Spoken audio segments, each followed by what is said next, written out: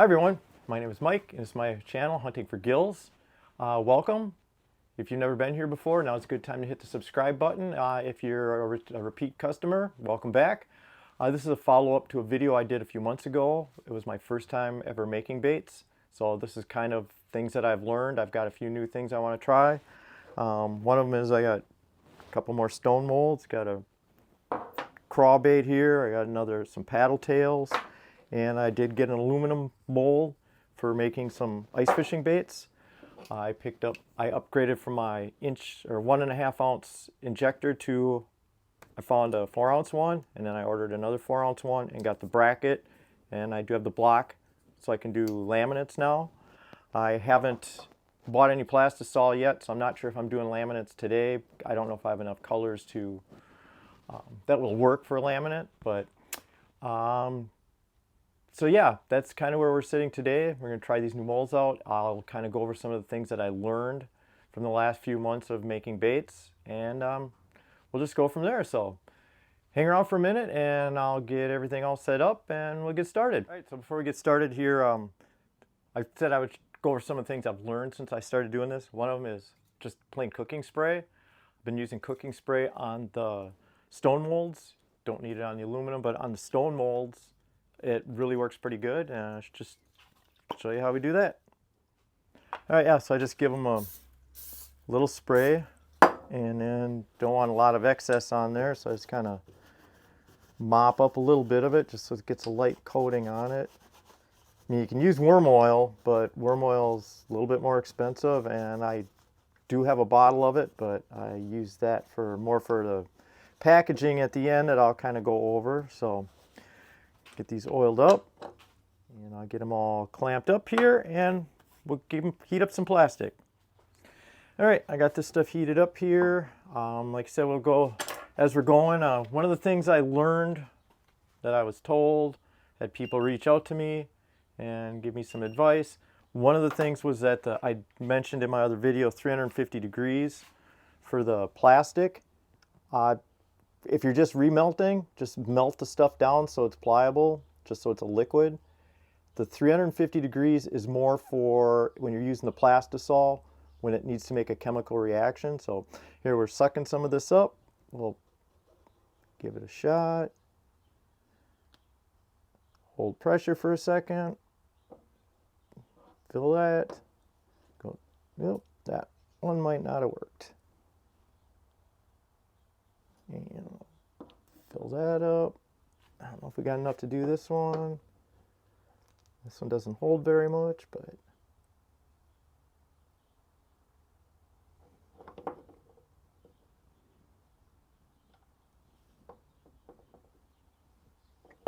yeah, that one might not have worked out, but all right, so we'll let these cool down for just a second and we'll pop them open and see how they look.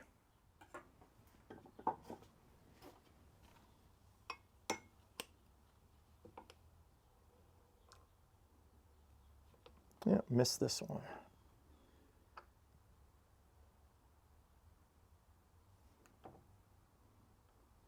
There we go. Okay, I mentioned a little bit about the temperatures there. So some of the things that I've learned on my own. I had people reach out both through the comment section, and people had reached out through emails to me.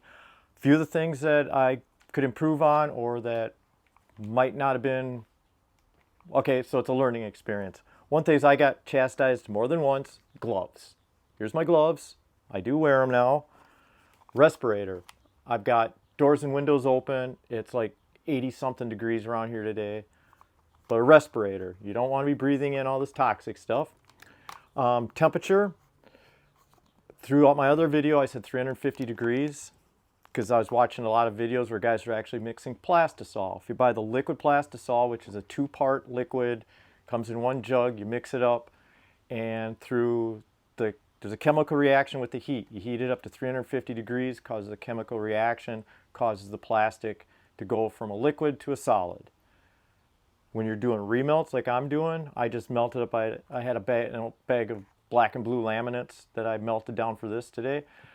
For that, you start getting at 350 and higher. What I found was that I did some other colors that kind of started to burn. I mean, This color here started out as a really nice brown color and it burnt. Same thing with this. This started out as a red or pink. I forget what it was. Red or pink. Either way, I heated it up a few times and wound up turning it color. So one of these days I'll melt all of them down and make something out of them. But you don't need to get to 350 degrees. In fact, when you're getting to 350, it's easy to go over. So now I just go 30 seconds at a time till it starts to get liquid, and then I continually mix and go like 10 or 15 seconds at a time until it's in a complete liquid form, so there's no chunks left in it, and that's been working just fine for me lately. Let's see, what else do I need to cover? Heating up your molds in your injector, heat gun. Heat everything up with the heat gun. I saw a lot of people were using a hot plate. They would put the molds on a hot plate and they would actually inject them on the hot plate to keep the molds warm. I don't think it's that big of a deal with these stone molds or the stuff that I'm doing here. But I did find though that they did come out better. They released better, and I got better looking stuff after I do 2 or 3 of them and everything did get hot. So, you know, temperature is a big factor. So, yep, heat gun, heat your molds. You don't have to heat remelts up to 350 degrees just until they're liquid. Let's see, I think that's kind of what a lot of people were telling me I should be looking at. All right, so change things around here and we'll pop these out and see how they turned out. All right, these had a little bit of time to cool. This particular one here has been kind of a problem child for me. It's kind of weird. It's got, you know, I'll pull it apart here and you can see what I'm talking about. It's a twister tail, but it's got the vent at the end here. It just runs out and it never fills properly. So what I've been doing with this one is using the piece that pops out. I just save that for later. And there we go. There's one. I'll pull the sprue off here. I can throw it back in the pot. So that's my twister tail.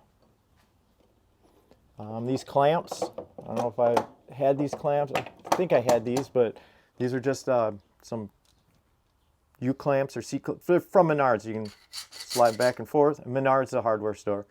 And you just clamp them up tight, give them a few twists, get everything all nice and tight, and then you just a couple twists to get them off. So let's see. This one I'm not sure if I got enough into it. So let's just see how it, well, it looks like it turned out good. It's just a 4-inch rage craw type thing. Looks pretty nice. And I'll just, like I said, I'll just pop that off, maybe melt them down again. And this one is, peel this stuff off the top here. We'll pry this guy open. This was an Amazon Prime deal, so. And there we have it. Some little 2-inch paddle tails. They filled out real nice. They got these vents for filling, so you can get a good solid bait with no air in it, no air pockets. So we'll just trim that stuff off, trim it off when we're done. So I'll pull it out of there. And so far I don't think I've gone wrong with I throw them in water just to let them cool. And then once they're cooled, then I take them out and I lay them out flat on like paper towel or something. A lot of people I've seen are using like a cookie sheet. So another trip to Goodwill, I'll pick up a cookie sheet. This mold here, this is my only aluminum one so far. Oops. This is a Lure Craft one. I just found a guy on Facebook that was selling out all this stuff. And what this one does is, you can see those. They're just little, like a little stinger tail. I do a lot of ice fishing, and I think that these will work really good just to tip your ice fishing jigs. So. All right, I'll get these put back together, maybe do another one. So. I've melted down some of these Kitek baits, or Kitek, however you want to pronounce them. We use a lot of these for smallmouth and walleye fishing, and we end up, yeah, they don't last real long, so we're constantly going through them, and I've just been collecting them and going to use them, try and make some panfish baits. So get them mixed up here. It's a pretty cool color. This is like a gold metal flake in there, and they are scented with squid scent, and they really smell horrible when you're microwaving them. So I'm going to heat them up a little bit more. All right, that looks a little bit better, so I'll just throw this up here in the stand. I'll fill up the injector.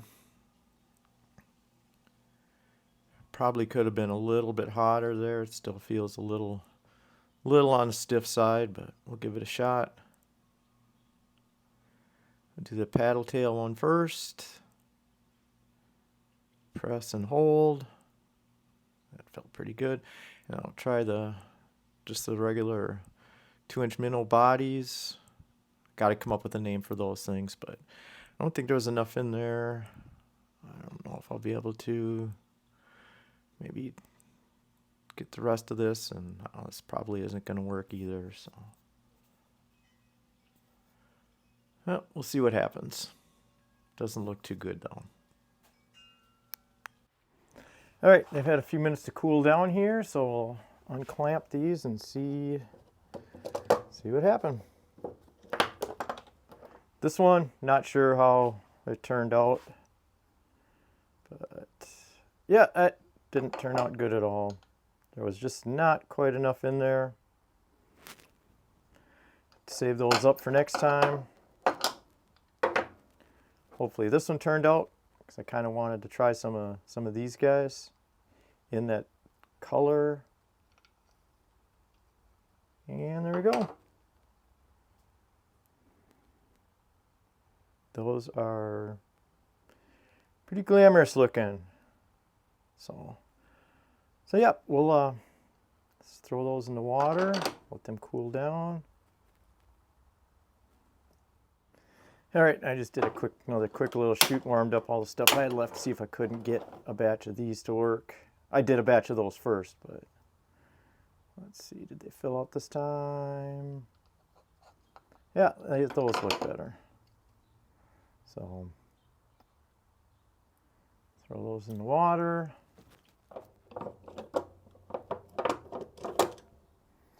So these, let's see how these guys turned out this time.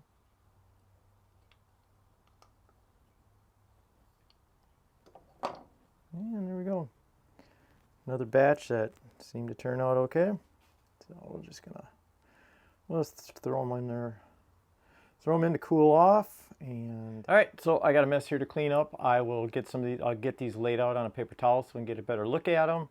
I also have a method for putting them in bags once you're done with them.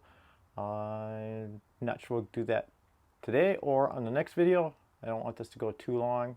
So yeah, I'll be right back and we'll take a look and see how they turned out.